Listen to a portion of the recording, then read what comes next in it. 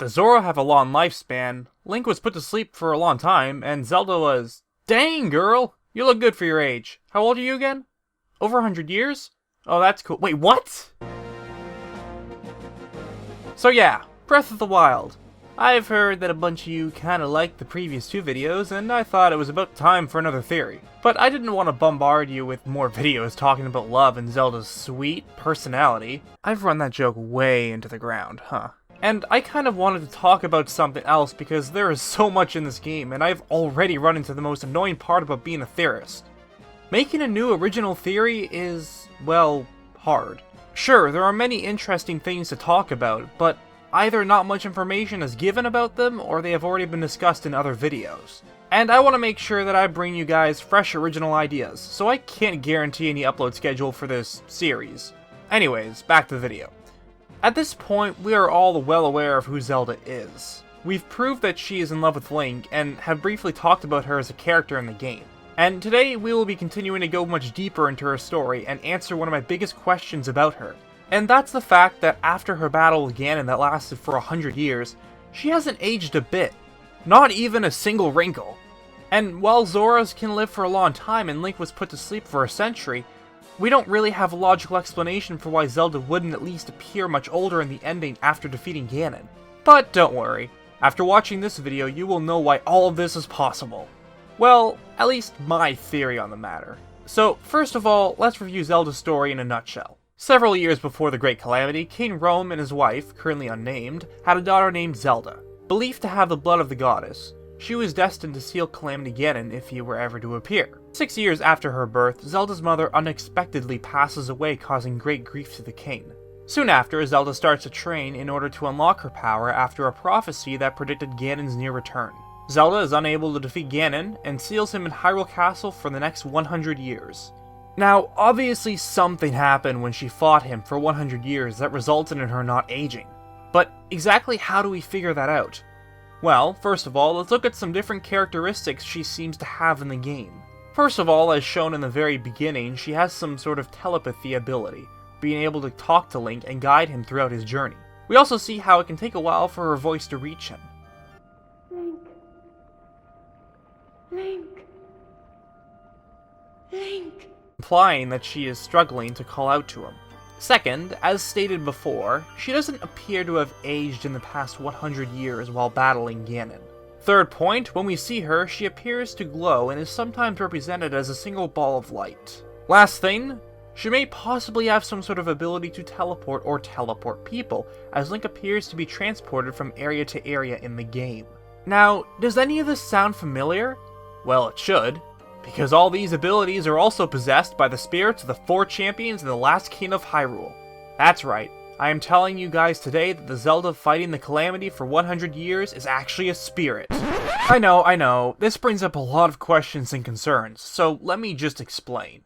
First of all, like Zelda, the 4 champions communicate with Link via telepathy in the game. Also, as seen, none of the champions or the king have appeared to age at all, disregarding Mipha of course because Azora's lifespan is very long. All the spirits also have a glow to them, just like Zelda when sealing Ganon away. And finally, while we don't see the champions teleport, the King of Hyrule does after telling the player to meet him at the top of the Temple of Time.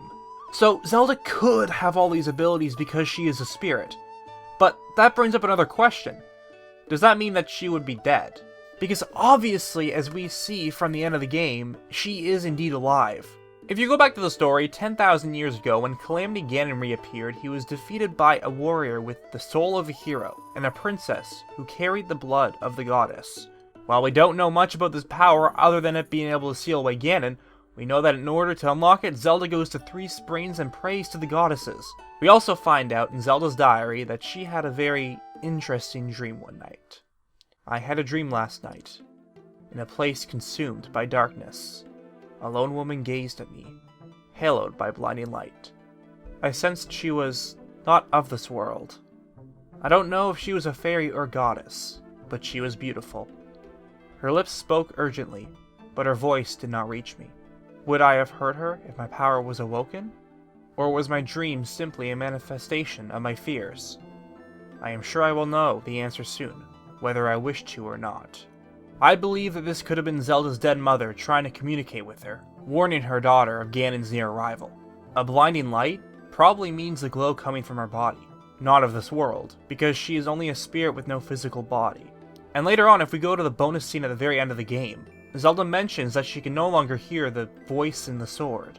This could be referencing Fi from Skyward Sword, a spirit residing in the goddess sword. Is anyone noticing a pattern here? All of these are examples of Zelda communicating with beings not of this world. Spirits. That's right, Zelda's ability in Breath of the Wild is being able to contact spirits. But with that being said, we already elaborated on the fact that Zelda was indeed a spirit when she was battling Ganon. And that brings up the second part of her power, the ability to switch between a physical body to a spirit. It sounds crazy, but remember, in Hyrule lore, Zelda is the one that has the blood of the goddess. Because of this, it shouldn't sound crazy that she could have these types of spiritual powers. In fact, I believe that the ability to go from a physical body to a spirit could be because of the Triforce. But I know what you guys might be thinking. In the games, the Triforce has always been split into 3 different pieces, and would go to Ganondorf, Zelda, and Link. So why would she have all 3 pieces to it when Ganon and Link have none? Let's take a brief moment to look at what we know about it in order to understand why this can happen. First of all, we know that a holder of the Triforce can lose it if they die. This is shown when in Twilight Princess, Ganon's piece fades away once he is killed. We know that in Breath of the Wild, Ganon gave up his physical form to become Calamity Ganon, which most likely is a spirit form of Ganondorf. So because he isn't technically alive, that means he wouldn't be able to have the Triforce of Power. So that would explain why Zelda had his piece. But what about Link? Throughout the games, he is the one who always seems to have it. Well, let's look at the hints found in the games. Starting off, we know that Link is never depicted to have the Triforce of Courage in Breath of the Wild. We also know that from the adventure of Link, that a previous king of Hyrule was able to wield the whole Triforce piece. Instead of Link being given the Triforce of Courage, he had to go out and find it in order to prove his worth. This means that it is completely possible for him to not have it at all in Breath of the Wild. We can also see that during the cutscene when Impa tells Link about what happened 10,000 years ago, the princess that had the power to seal the darkness has the full Triforce with her. That's not all though. When someone touches the Triforce, one of 2 things can happen.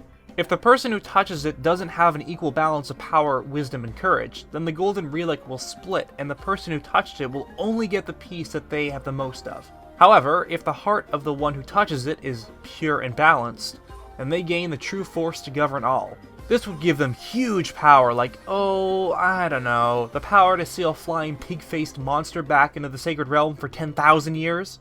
Because of this, we can assume that Zelda has the full Triforce because her heart is pure and balanced. But how did she get it in the first place? Well, let's go back to her mother. Because Zelda has the Triforce due to her blood of the goddess, it can be assumed that the previous owner of it was her mother. If you look at Rome's diary, he named the Princess Zelda due to the royal family tradition. Perhaps anyone with the blood of the goddess is named this. That means that Zelda's mother's name would be, well, Zelda. It also makes sense that Nintendo would leave her unnamed because it would only cause confusion in the story. Now, even though Zelda was born, the Triforce wasn't automatically given to her. Remember, Zelda's mother had died unexpectedly, implying that she was at good health when she passed away. I believe that at this moment the Triforce had went from her to the new bearer. And this is what caused the Queen to suddenly die. So, from what I gather here, it looks like Zelda indeed has the full Triforce. You can even see it when she uses her sealing power. Also, where does she go to train? The Spring of Power, Courage, and Wisdom. And what are the 3 different parts of the Triforce called? The Triforce of Power, Courage, and Wisdom. I'm not even done though. Remember how there are 3 dragon spirits, Farosh, Naedra, and Dinraal? Well, if you shoot them or wait it out, they will eventually fly up in the sky and a portal will appear. They seem to travel to some sort of different dimension. Perhaps a spiritual realm of some sort? Or maybe even the sacred realm, the area where the Triforce was originally kept. And that, my friends, is where I think Zelda fought Ganon for the next 100 years as a spirit. It also should be noted that Zelda says she kept watch over Link throughout his whole journey, and the dragons appear in different parts of Hyrule only briefly before returning to another dimension, as if they are watching you throughout your struggle to save Hyrule. You thought Zelda was keeping Ganon trapped in that sack on top of the Sanctum? Well, let me go ahead and tell you my take on what happened 100 years ago. The champions and king killed. The village destroyed. The Calamity had awakened. Her knight mortally wounded. The princess set out to face Ganon alone. Using her power, she gave up on her physical form in order to become a spirit and battle Ganon in the sacred realm. Meanwhile, over 100 years, Ganon begins to create a physical body while battling the brave princess. While struggling to hold back the Calamity, a weakened princess calls out to her knight for help. The princess is overpowered, and Ganon is reborn into the world. After a fierce battle and being defeated by the princess's knight, he returns back to his spirit form, where he is sealed back into the sacred realm by Zelda. Peace returns to Hyrule, and Zelda returns to her physical form, her role fulfilled. And all that just to explain why she didn't age after 100 years. But you know what? Feel free to let me know what you think about this in the comments below, as well as your own theories on the matter. Honestly, I had so much more I wanted to talk about, but couldn't fit in this video. Anyways, like always, thank you for supporting the channel, and I look forward to seeing you all in the next theory.